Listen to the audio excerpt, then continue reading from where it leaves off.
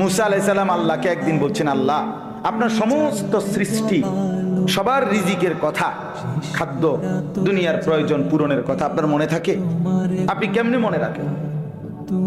আপনি সকলের রিজিক কেমনে দেন?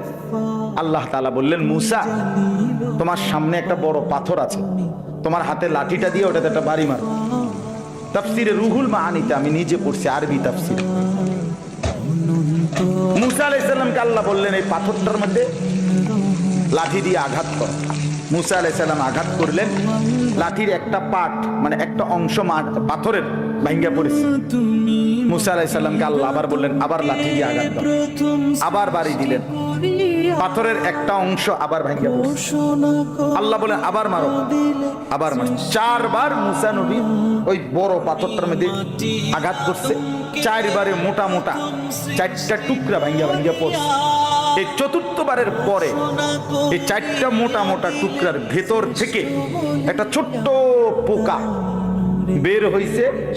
মুসা আলাইহিস সালাম দেখতেছে এটার মুখের মধ্যে একটা ছোট্ট সবুজ একেবারে পিচ্চি পাতা, এটা কুটকুট কুটকুট করে খাইতেছে।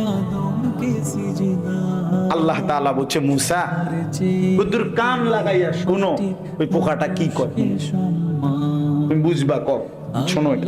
মুসা নবী কান লাগাইয়া শুনতেছে, ওই ছোট্ট পোকাটা যে গভীর পাথরের ভিতরে ছিল, সে বলতেছে, সুবহানা মান ইয়ারানি ওয়ালা ইয়ানসানি, আমার সেই আল্লাহর প্রশংসা করছি যিনি আমাকে সর্বক্ষণ দেখছেন, যিনি আমাকে কখনোই ভোলেন না,